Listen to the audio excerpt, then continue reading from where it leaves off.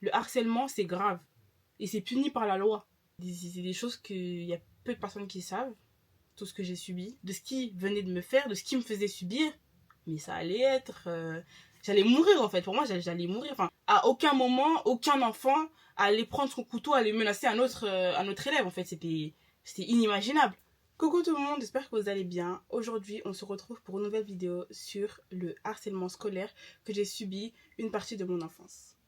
Du coup, je filme cette vidéo avec ma mère qui va raconter sa version des faits sur le harcèlement que j'ai subi. Et il y a aussi ma soeur qui est là en tant que coordinatrice pour pouvoir gérer un peu la vidéo, sinon ça va partir en cacahuète. Du coup, c'est parti.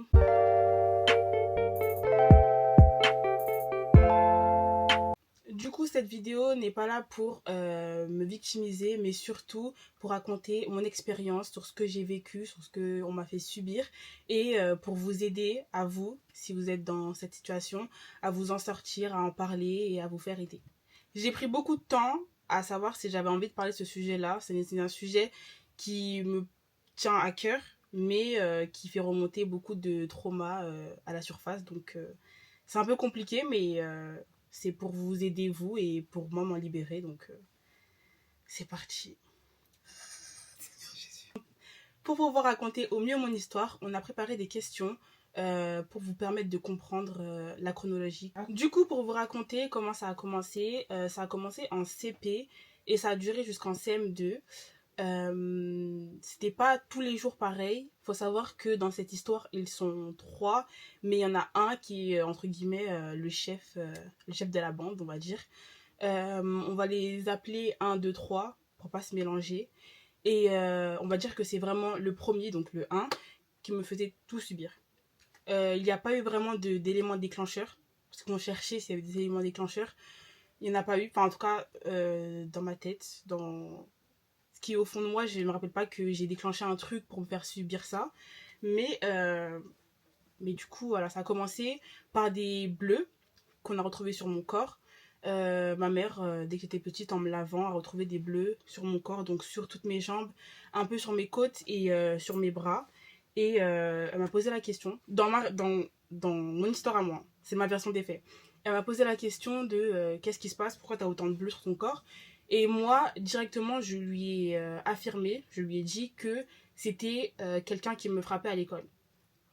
Après de ça, je crois que ma mère m'a pas trop cru, mais en fait, c'était pas question de qu'elle me croyait pas, c'était plutôt qu'elle s'est dit non, Kennis est plutôt une enfant qui joue assez bien et qui peut-être qui tombe et en tombant, elle se fait des marques, des bleus, mais elle ne pensait pas à ce qu'on puisse frapper son enfant. Du coup, voilà. Donc moi, c'est ma version des faits. J'en ai parlé, mais directement, on n'a pas, on va pas dire pas pris en compte, mais on s'est pas alerté directement en fait. Du coup, maman. Alors, comme a dit Kenéis, effectivement, son histoire de harcèlement, de violence, a commencé en CP. J'ai retrouvé au début des bleus sur elle. Alors, c'était plutôt sur les jambes au début. Donc, effectivement, moi, j'ai pensé que Kenéis était une petite fille assez éveillée, assez agitée, et qu'elle avait dû se faire des bleus en jouant ou en tombant. Voilà. Mais c'est vrai que quand je lui ai posé la question, aucunement je n'ai voulu penser à des agressions physiques de la part d'autres camarades. Parce que voilà, en fait, elle me répondait, je lui posais la question, mais elle me répondait, mais je la voyais pas plus perturbée que ça. Et ensuite, les bleus ont commencé à s'étendre au niveau de l'abdomen, du dos, des bras.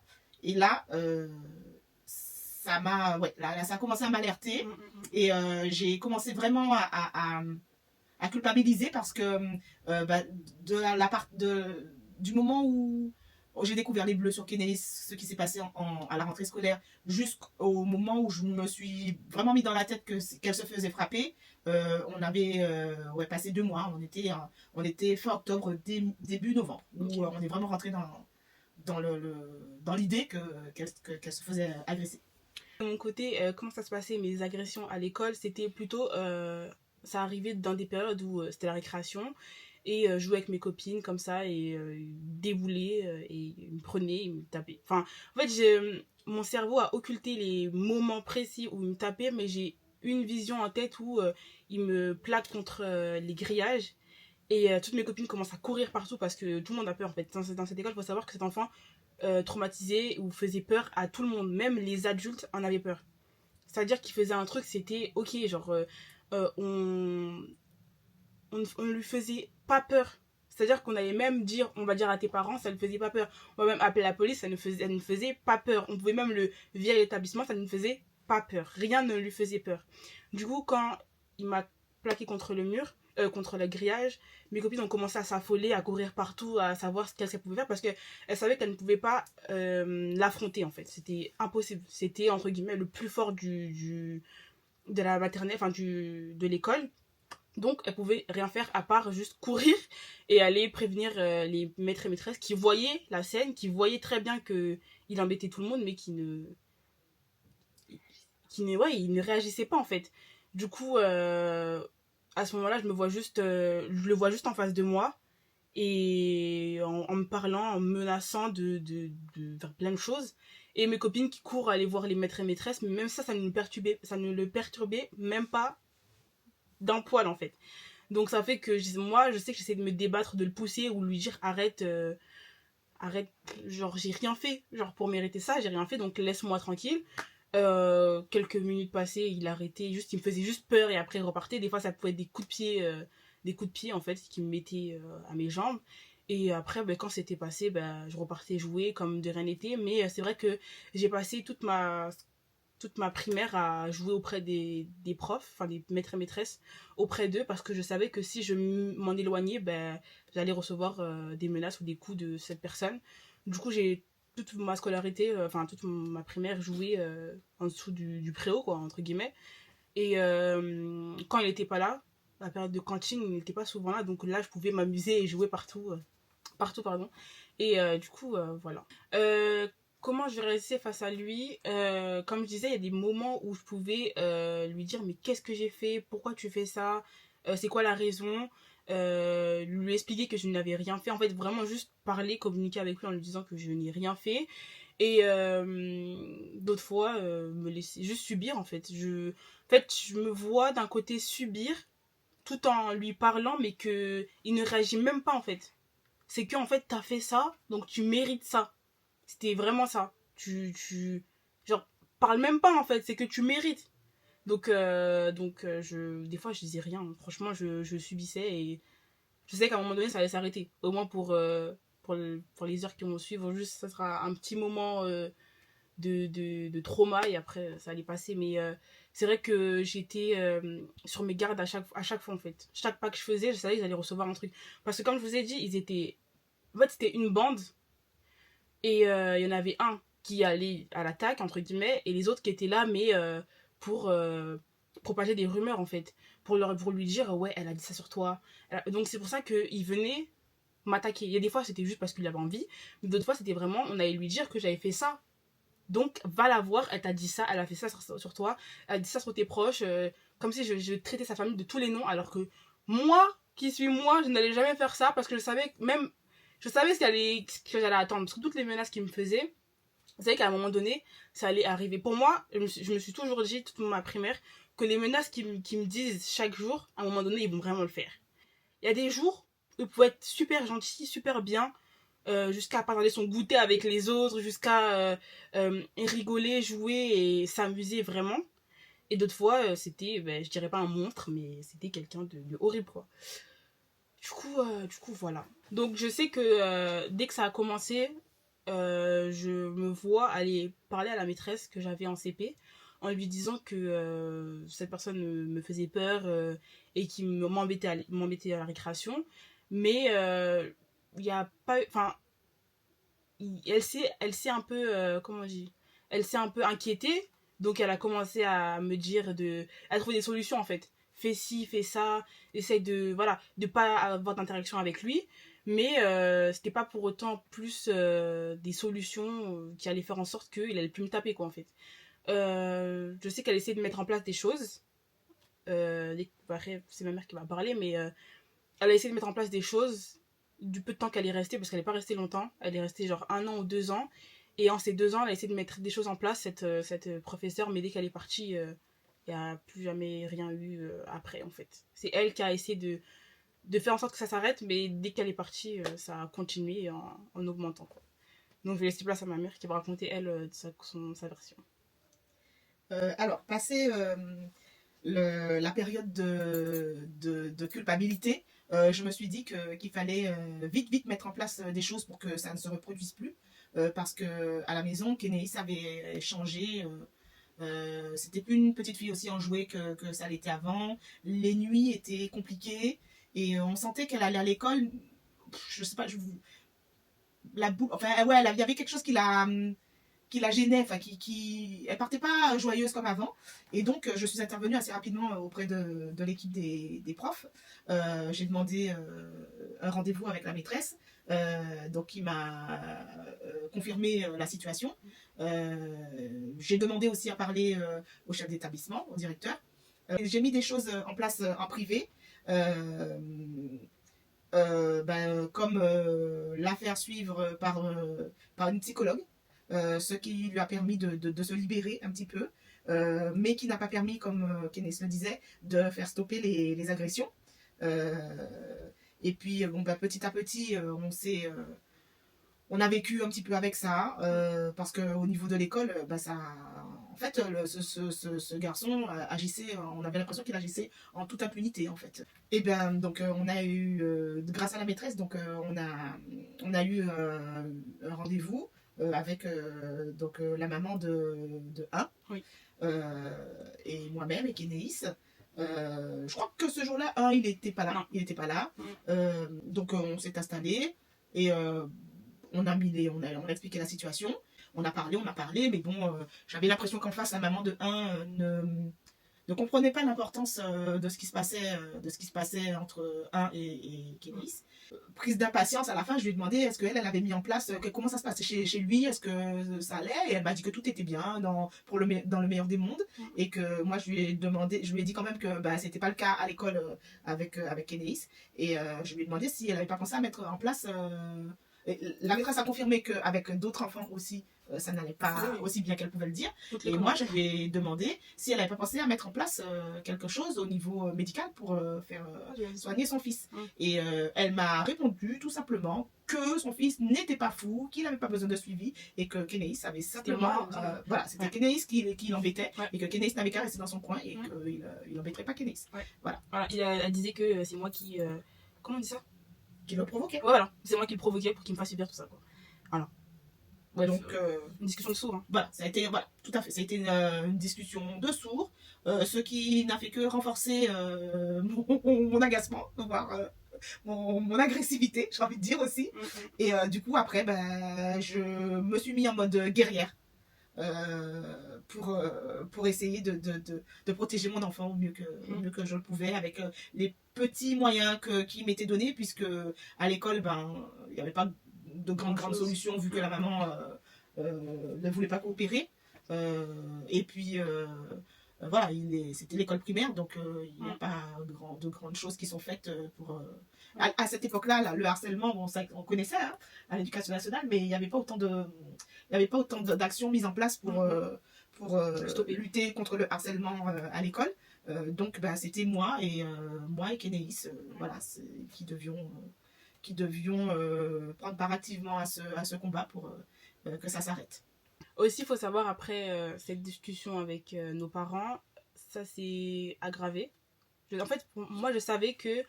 Je me rappelle avoir dit à ma mère que je ne voulais pas faire cette rencontre, parce que je savais que si ça ne stoppait pas les agressions, ça allait les amplifier, en fait. Parce que sa mère allait lui parler, entre guillemets, le menacer d'arrêter, pour lui dire d'arrêter, mais que lui, d'à côté, allait venir me fracasser parce que j'en ai parlé à sa mère. Enfin, voilà, vous comprenez que là, c'est plus que lui et moi. Ça se jouait plus qu'entre lui et moi. Là, c'était nos parents le savaient, les profs le savaient, le directeur le savait. Et donc là, c'était soit il allait stopper et donc s'arrêter, soit ça allait amplifier. Et donc, c'est parti que en s'amplifiant, parce que ça a duré 5 ans. Du coup, comme ma mère a dit, elle a mis en place des rendez-vous avec le psy pour moi. Ça a commencé en CP. J'ai eu des rendez-vous avec le psy en CP. C'est vrai que j'ai pu un peu me libérer, mais bon, je m'en souviens pas trop. Je sais que je lui en parlais, je lui disais, après c'était le début, donc il y avait pas grand chose, enfin je sais pas. Comme je sais qu'il y a plus de choses qui sont passées après, et que ça a coupé très vite avec la dame, avec la psychologue, mais je lui en parlais, on essayait de trouver des solutions, elle me disait, demain faut que tu sois plus forte, demain essaye de faire ça. En fait, elle me donnait des étapes pour qu'à la fin on puisse voir que j'ai fait plein de choses en fait pour essayer de stopper.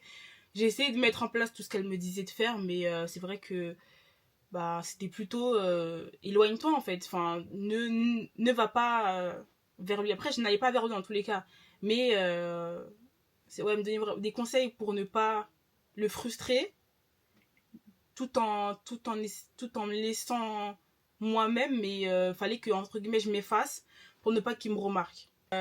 Comment ça a évolué après ça? Donc comme je l'ai dit, ça a fait que de s'amplifier. Je sais que les petites choses qu'il pouvait faire en CP1, c'était entrer dans la classe, aller prendre ma trousse et casser tous mes crayons de papier, cacher ma trousse. Donc j'arrivais en classe, je trouvais pas ma trousse, mettre des papiers dans mon sac. En fait, c'était des petites choses, mais voilà, qui faisait que ça me perturbait moi en tant qu'élève en classe. Je trouvais pas mes affaires, je pouvais pas écrire, il avait tout cassé. Je sais que dès que je voyais ça, je disais à la maîtresse directement, oui, on m'a cassé. Je savais que c'était lui, mais j'allais pas dire c'est lui qui m'a cassé. Je disais, madame, on m'a cassé mon crayon, je trouve plus ma trousse, on m'a mis ça dans mon sac, on m'a pris mes cahiers. Enfin, voilà, j'allais le dénoncer qu'on m'avait fait ça, mais tout le monde savait que c'était lui, mais sans pour autant, il n'y avait pas de punition, il n'était pas puni, il n'était pas. Voilà. En fait, quand moi j'allais dénoncer, on voyait derrière que tout le monde rigolait, parce que tout le monde savait en fait. Enfin, leur bande. Tout le monde savait que c'était lui, et que c'était eux en fait, mais on s'en foutait. Vous voyez, quand on sait qui est le coupable, mais qu'on s'en fout, genre on les entend rigoler hein, au fond de la classe, mais que on sait que c'est lui, mais la maîtresse, elle pouvait rien faire. Comme je vous ai dit, le seul truc qu'on a pu faire, c'est de réunir nos parents, et même ça n'a pas marché, donc qu'est-ce qu'on peut faire après, en fait? Le directeur est au courant, il ne fait rien, on pouvait rien faire à part subir et attendre. En fait, il faut savoir que dans le corps enseignant, il y avait que des femmes et un homme. Et toutes les femmes, toutes les maîtresses ne voulaient pas avoir cet enfant-là en classe. Du coup, il l'avait mis avec le maître, du coup, et il m'avait mis aussi avec le maître. Du coup, au final, en CM2, on se retrouvait dans la même classe. Le maître avait, entre guillemets, promis à ma mère que il n'allait pas être à côté de moi en classe, mais il s'est retrouvé juste derrière moi. Enfin, en fait, il s'est retrouvé à 2 rangs derrière moi. Donc, j'étais devant, tout devant. Il était là, et comme ça, et le maître avait son bureau derrière lui. Donc, il disait qu'il avait un œil H24 sur cette personne, mais au final, il avait aucun œil parce qu'il arrivait quand même à me faire subir des choses, même en classe.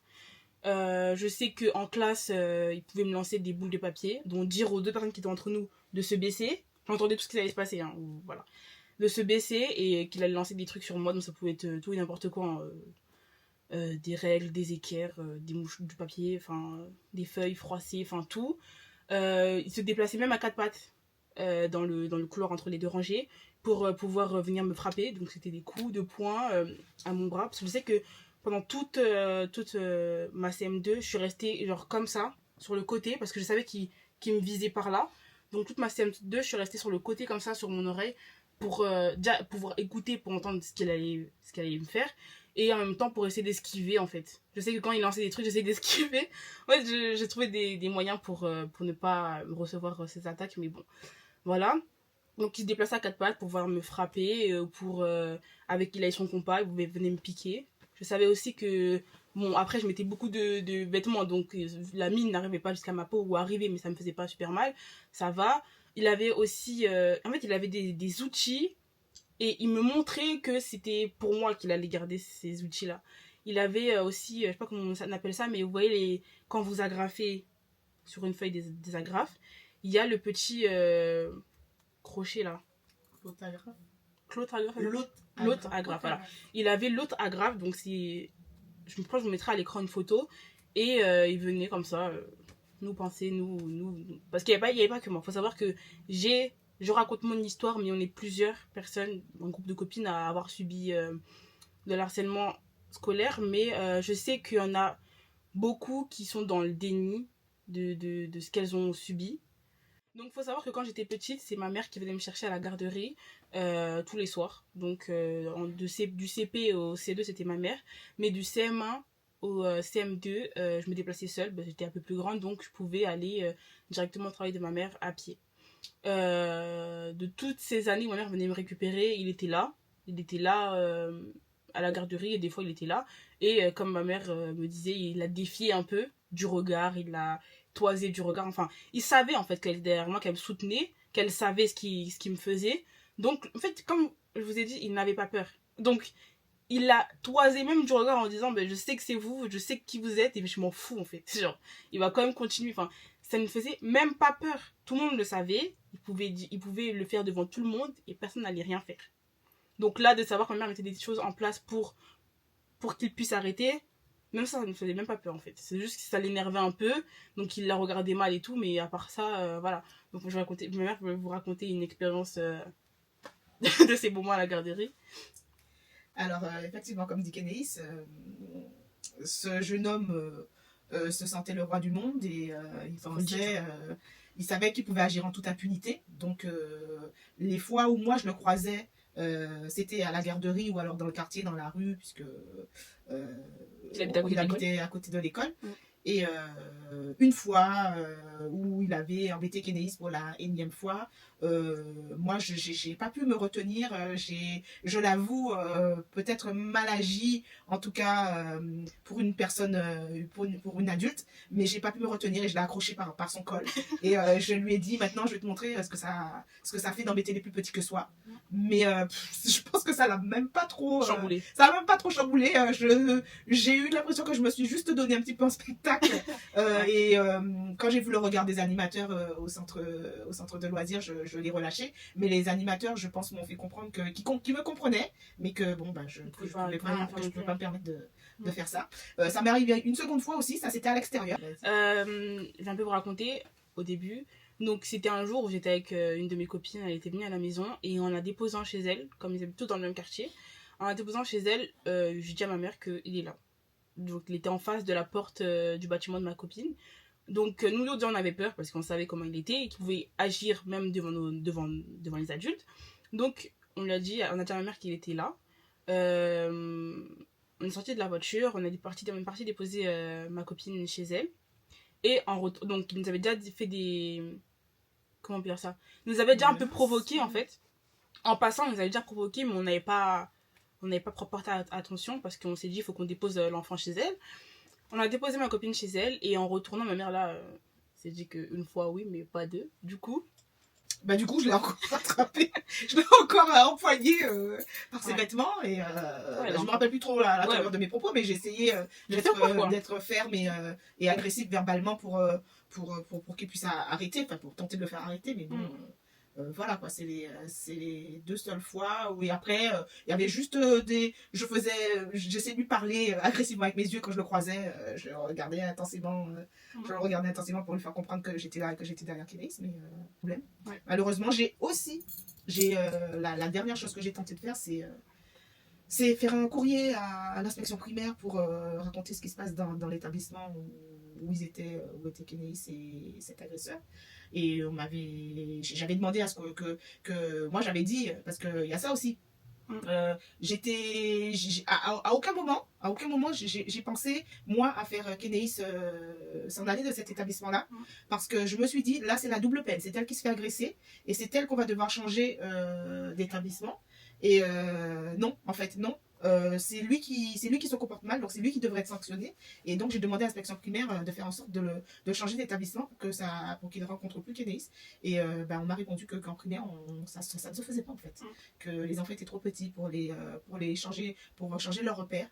Et que bon, du coup, on allait devoir prendre notre mal en patience jusqu'à la fin de l'école primaire.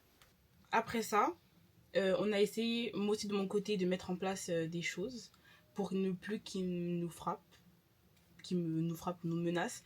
Avec une copine à moi, on s'était rendu compte que quand on tombait en amourette avec quelques-uns de la bande, pendant 1 à 2 semaines, ils nous laissaient tranquilles. Ils nous protégeaient auprès des autres. Même on pouvait jouer avec tous les garçons de l'école. Enfin, voilà. avec ma copine, on avait vu cette stratégie-là. Donc, je me rappelle que des fois, on se regardait comme ça, on se disait go. Enfin, en fait, on est tellement dans la souffrance et dans l'envie que ça s'arrête qu'il fallait qu'on trouve un moyen. On avait vu qu'un jour comme ça, dès qu'on s'est dit qu'on aimait bien un des garçons là et qu'eux aussi nous aimaient bien en retour et qu'on était entre guillemets en couple, amoureux et tout, que à ce moment-là, ils nous faisaient plus rien. C'était vraiment des semaines entre guillemets de rêve qu'un enfant vit à l'école de base, mais que nous, c'était vraiment des semaines de rêve et que et qu'on voyait que c'était comme ça que ça s'arrêtait. Donc, au fur et à mesure, on a commencé à mettre ces plans-là exécution, en œuvre, ouais, en œuvre pour plus qu'ils nous embêtent. Donc, on se disait, allez, c'est juste pour une semaine, allez, viens, on dit qu'on aime bien un tel et qu'on aimerait bien voilà, être en amourette avec eux pour qu'ils nous laissent une semaine ou deux, quoi. Donc, je sais qu'on trouvait cette stratégie-là. Et en fait, avec du recul, ça me fait tellement de peine de savoir que à cet âge-là, on avait 8 ans, 9 ans, on se disait qu'on allait faire ça pour ne plus être agressé physiquement et verbalement. Enfin, je trouve ça ouf de trouver des stratégies comme ça, d'en venir à trouver des stratégies comme ça pour pas nous faire frapper en fait. C'est triste. D'un côté, je trouve ça triste, mais c'est ce qui nous a sauvés de pas mal de choses, je pense, à cette époque-là. Donc, on s'était dit ça. C'est vrai que des fois, on trouvait des plans comme ça, viens, on fait ça, viens, on fait ça. Donc, on le faisait pour une à 2 semaines. On faisait vraiment semblant qu'on était en amourette avec un des agresseurs, enfin, un de leurs bandes, en fait, pour ne pas qu'ils puissent nous agresser. Oui, toi, je veux revenir aussi sur les stratégies que tu mettais en place pour ne pas te faire agresser. Ce qui m'a aussi mis la puce à l'oreille quand tu as commencé à me dire que tu te faisais taper et tout, ce qui a déclenché le fait que je veuille tout tenter auprès de l'équipe enseignante pour que ça s'arrête, c'est que tu me disais que tu avais mis en place quand tu étais en CP, que tu n'allais pas jouer. Et que tu n'allais pas jouer parce que tu restais auprès des instits pour ne pas te faire taper. Oui, ça. Et ça m'avait beaucoup marqué. En fait, la stratégie que tu avais adoptée, tu ne profitais pas de ta récréation, de te défouler pour ne pas te faire taper. Ça m'avait beaucoup chamboulé. Et c'est ce qui m'a conforté pour tout mettre en œuvre, pour faire savoir qu'il y avait quelqu'un dans l'école qui t'agressait et qu'il fallait que ça cesse. C'est vrai. Donc ça, c'était en CP, ce que ma mère vient de me raconter. Enfin, les premières choses que j'ai mis en place, mais ce que je vous racontais, c'était vers la fin, vers 8 ans, 9 ans. Et du coup, les dernières choses qu'il m'a fait, il y avait un jour à la cantine était blindée, mais à fond, elle était blindée. Et je sais pas pourquoi j'étais une des dernières personnes à m'asseoir, à m'installer à la cantine. Et on m'avait installée à côté de lui. Donc il restait qu'une place comme par hasard, il restait qu'une place à la Malgré cantine. tout ce qu'on a pu faire pour On m'avait installé à côté de lui. On m'avait installé à côté de lui. Et du coup, j'avais passé le repas à la cantine à ne pas manger. En fait, j'attendais juste qu'il finisse de son repas pour qu'il parte et pour que moi je puisse commencer le mien en fait. Je savais que quand moi j'avais commencé le mien, ça allait être la fin de la cantine. Donc bon, voilà. Mais je mangeais pas mangé ce jour-là. Et il me parlait, il me menaçait. Il avait une folie, je crois. Il a pris son couteau à bourron. Hein. Pouvez-vous le dire. Son couteau à bourron, il l'a pris et il me l'a porté comme ça en haut de ma tête. Et il m'a dit, tu veux, genre, je crois qu'il m'avait dit ça, je me rappelle même plus, mais je crois que c'était tu veux, je vais le faire, je vais le faire. Comme un fou, en fait. Comme un fou. Et un animateur a vu son action et est venu l'attraper. Je me rappelle qu'il l'a soulevé de la table. S'il avait pu le frapper, il aurait battu. Genre, ce jour-là, cet animateur-là était tellement sorti de ses gonds, mais après, ce qui se passait, c'était un truc de fou, quoi. Enfin, à aucun moment, aucun enfant allait prendre son couteau, allait menacer un autre élève, en fait. C'était inimaginable. Donc, il a pris l'enfant, il l'a secoué dans tous les sens, il l'a parlé, il l'a disputé, et il l'a renvoyé de la cantine. Et je crois qu'à ce moment-là, il pouvait plus aller à la cantine, ou je sais pas, ils ont mis en place des choses pour qu'il ne vienne plus à cette cantine, ou à cette heure de cantine, parce qu'il y avait 2 heures de cantine. Et voilà, j'ai pu après manger mon déjeuner. Il me faisait plus rien physiquement en CM2, enfin physiquement. Il ne venait pas m'affronter, enfin il ne venait pas me taper en physique, mais il pouvait envoyer des objets ou ou prendre des choses pour m'attaquer. Mais il ne me tapait plus comme il me tapait en CP, CE1 et tout. La dernière chose qu'il a faite, et là on s'est dit que c'est trop en fait, c'est qu'il avait ramené un pistolet à l'école. Donc déjà c'est interdit les pistolets dans n'importe quelle école, donc je ne sais même pas comment il a pu rentrer avec ça, mais comme je vous ai dit, bon, on est en primaire, donc je pense pas qu'il fouille les sacs, mais il le sortait à la récréation, et même à la récréation les profs ne le voyaient pas. Enfin, alors que tout le monde savait qu'il avait une arme, c'était une fausse arme, hein, c'était une arme à billes. Tout le monde savait qu'il avait ça, tout le monde savait que ça pouvait faire mal aux gens, mais les profs ne faisaient vraiment rien, mais c'est assez grave en fait. Donc à la récréation, il sortait son pistolet à billes, et il avait des billes, et il tirait sur un peu tout le monde partout. Même dans la classe, il y a des billes qui volaient un peu partout. Je me rappelle d'une fois où il y a une bille qui a volé et qui a atterri dans l'œil, en dessous de l'œil, enfin dans la paupière de la fille en question, ma copine, avec qui on faisait des plans. Qui a atterri dans sa paupière en dessous de son œil, et carrément ça avait fait la forme de la bille en fait. Ça avait gonflé et ça avait fait la forme. Enfin, de là aussi tu pouvais voir, enfin les profs pouvaient voir qu'ils nous avaient fait un truc, mais même ça, c'était pas un point d'alerte pour eux. Enfin, ça ne les alertait même pas un minimum. Donc la chose qu'il a fait, c'est qu'il avait un réservoir, non, il avait son pistolet à billes, et il y en a un de ses amis qui venait m'attraper, quoi, qui me tenait en fait, pendant que l'autre me visait où il voulait. Il me visait partout sur mon corps et tout. Je pouvais même pas me cacher parce qu'on me tenait en fait. Et la chose qu'il a dite, là, quand je l'ai dit à ma mère, ça a un peu. Je sais pas comment dire, mais ça a un peu explosé en fait. C'est qu'il m'a dit qu'il allait acheter le réservoir de 100 ou 150 billes, et que tout le réservoir, il allait le vider que sur moi. Et ça, c'était la phrase déclencheur qui a fait que là, on pouvait plus laisser passer, le laisser faire, en fait, le laisser agir. Et de là, on a pris nos Qu'il fallait, dispositions. et Ouais. donc je suis allée porter plainte Ouais. au commissariat. Voilà. Et du coup, donc moi, Et je voulais pas. Hein. Mm, mm. Franchement, c'est pas pour dire, mais ma mère m'a Ah beaucoup. oui, on a réfléchi pendant un petit moment. Parce que là, en fait, comme je vous ai dit, déjà en CP, je savais que si on dénonçait ça à sa mère, ça allait aller en s'augmentant. Mais que là, si on allait parler à la police de ce qui venait de me faire, de ce qui me faisait subir, mais ça allait être... j'allais mourir en fait. Pour moi, j'allais mourir. Enfin, c'était inimaginable pour moi d'aller dénoncer ça à la police, parce que je me suis dit, les répercussions que je vais avoir après, je vais même pas pouvoir rester finir ma scolarité là-bas. C'était pas possible. Mais comme c'était en fin d'année, ma mère m'a dit c'est en fin d'année, t'inquiète pas et tout et tout. Il faut qu'on le fasse. Même si tu veux pas y aller, moi j'y vais le faire. Et il fallait que je témoigne aussi, parce que c'est moi la personne principale. Donc il fallait que je témoigne, et je suis partie témoigner avec ma mère un jour comme ça. C'était un mercredi, je me rappelle. Parce que j'avais pas école l'après-midi. Et on est parti avec ma mère, et voilà. Elle a déposé plainte. Ça, faut savoir que personne ne le sait. Hein. C'est des choses qu'il y a peu de personnes qui savent, tout ce que j'ai subi, à part les personnes vraiment très très proches de moi, et encore, il n'y en a pas beaucoup. Donc du coup, mon histoire vient à sa fin. C'était l'une des dernières choses qui m'a fait durant ma primaire. Ça s'est arrêté en primaire parce qu'au collège, j'étais entourée, donc il n'a pas pu me toucher. Mais je tiens à vous dire que si vous subissez de l'harcèlement, qu'il soit scolaire ou au travail ou sur les réseaux, il faut en parler. Je sais qu'on dit souvent ça, en parler, il faut en parler, mais vraiment, c'est la chose qui peut faire en sorte... C'est la chose qui peut faire en sorte que vous ne subissiez plus rien en fait. Il faut en parler, que ça soit à votre meilleure copine, à vos parents, aux profs, à la police même. Il faut en parler.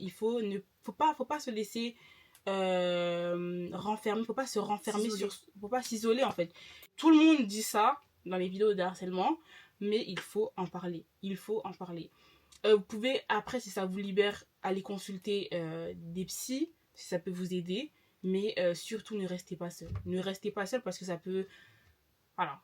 Faut pas que vous en veniez à vous dire que c'est à cause de vous, il faut que vous subissiez ça. Non, jamais. Aucune personne sur Terre ne doit subir des choses comme ça. Le harcèlement, c'est grave. Et c'est puni par la loi. La justice peut vous aider. Voilà, donc ça, faut le savoir et voilà quoi. Même pour les mamans, pour les parents, aidez vos enfants. Aidez vos enfants au mieux, mettez en place des choses. En C'est pas discuter. à la victime de partir, mais si c'est beaucoup mieux pour l'enfant, n'hésitez pas à en discuter avec votre enfant et à savoir si ça lui convient de changer d'établissement, parce que peut-être que votre enfant sera d'accord ou pas. Vraiment, faites-vous aider. Vous n'êtes pas seul. Il y a plein de gens qui subissent ça et malheureusement, et c'est malheureux. Mais vous n'êtes pas seul. Et pour toutes celles et ceux qui sont témoins d'harcèlement aussi, vous pouvez Il faut aider. réagir. Il faut réagir et vous pouvez aider aussi. Du coup, il y a aussi des numéros qui existent. Là, il y en a un seul qu'on a pu trouver, c'est le 3018. Pour toutes celles et ceux qui veulent en parler, qui veulent se faire aider, vous pouvez appeler ce numéro-là. Même en anonyme, je pense que on peut vous aider sans que vous vous dénonciez. Voilà, donc appelez, faites-vous aider, c'est grave. Le harcèlement, c'est grave. Et merci de m'avoir écouté, merci de nous avoir écoutés. On a pris beaucoup de temps, surtout moi, à savoir si j'allais un jour parler de ça. Je ne sais pas si je vais la poster, mais je pense que je vais la poster juste pour que je puisse aider quelques personnes. Même une personne, ça serait déjà ça. Mais franchement, raconter une histoire, c'est un peu douloureux. Mais il le faut pour aider d'autres, pour en aider d'autres. Et, euh, et voilà, merci de m'avoir écouté. J'espère que, pour celles et ceux qui me connaissent, j'espère que vous n'allez pas être choqués. Et même si vous êtes choqués, bah, maintenant, je suis devenue une femme beaucoup plus forte. Enfin, je suis plus la même qu'avant. Ça a permis de changer, d'évoluer en mieux. J'ai beaucoup plus de caractère maintenant qu'avant, même si, d'après mes proches, j'en avais déjà. Mais j'en ai beaucoup plus et vous n'êtes pas défini en tant que victime toute votre vie de ce que vous avez subi à un moment de votre vie. Donc il faut se relever et dire que voilà, maintenant vous côtoyez plus cette personne si c'est le cas et que vous pouvez vous relever et faire d'autres choses de votre vie que de penser à ça tout le temps. Donc n'hésitez pas à partager, commenter, à liker la vidéo si ça vous a plu. Je sais que c'est vos likes qui me réconfortent en me disant que vous avez apprécié mes vidéos. Donc merci de liker. Si vous voulez vous abonner aussi pour d'autres vidéos. Et voilà, vous pouvez commenter si ça vous a aidé, si vous avez partagé à quelqu'un pour l'aider. Et voilà, merci beaucoup. Bisous!